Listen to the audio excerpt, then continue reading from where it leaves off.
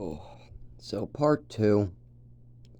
Yes, my last video got cut off, but we were discussing the second coming of Jesus Christ. So picture yourself walking through the towns of America, downtown, whatever you do on a normal Wednesday during the day. Imagine your normal phone calls, whoever's been calling you for the last couple years that you've been ignoring.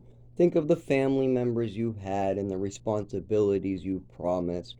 Think about the people at the shelter. Think about your friends, your family, your neighbors. And then really think back if we are using Jesus' gift correctly. Jesus died for our sins. But one reason why he did that is so we could become better people. Jesus did not die for our sins so we could sin even more. That is not the purpose. Jesus did not want all of humanity to sin as much as they possibly could. They don't want fathers or sons stealing from each other. Jesus definitely didn't want me stealing my father's coins. And Jesus definitely didn't want my father stealing my future away, my inheritance, using Social Security for his own purposes, trying to sell houses when I need education, and filling my body full of pills. I am sure Jesus absolutely did not want those things to happen. Just like Jesus didn't want me stealing from my father to get cigarettes. Yes, I stole silver dollars to get a pack of smokes. Very fucked up of me. But what's even more fucked up is when your kid goes without clothing for 4 years in a program and has to sit every single month getting punished while all the other kids go clothing shopping just because the father doesn't want to give him any clothing money out of his own check. Yes, every single month for about 3 to 4 years, I would be sent to my room to sit there for about 3-4 hours. The other kids would go clothing shopping. I would ask, why can't I go clothing shopping? Why can't I get McDonald's on the way home? Why do I have to go downstairs and pick out a can of green beans or Chef Boyardee while they get McDonald's? And why do I have to sit in my room? The answer was, we don't have enough staff for you to be by yourself running around the program using the TVs downstairs. We got multiple rooms. So you have to stay in your room to make it easy on the staff so they can keep an eye on you. Plus, the staff members only want to play on their phones video games. They don't want to work. So you have to stay in your room. And if you have any problems with this, ask your father. So I asked my father, why can't I go clothing shopping with the other kids? All the other kids get clothing checks, go clothing shopping every month. I'm not allowed to go. I'm getting punished to my room. Not to mention I'm the raggedy kid wearing short shorts, being made fun of that I'm wearing jeans that look like I'm wearing girls' jeans because my ass is hanging out, I guess. They're Costco jeans.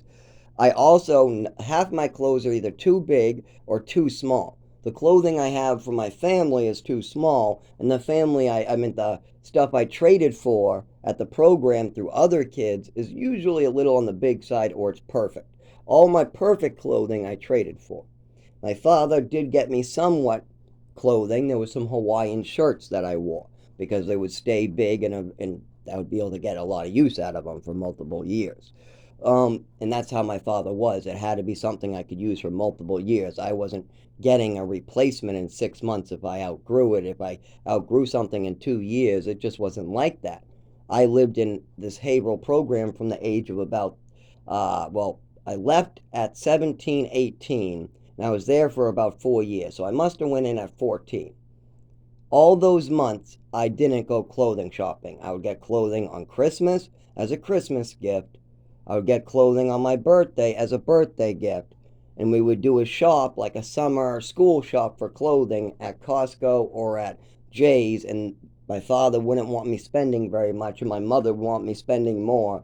And I would just be worried in between them. Plus, this is only one shop. What am I going to do? Pick out a whole year's worth of clothing in one day, in 1 hour? No, I don't. They don't even have summer, winter. They don't have it like that.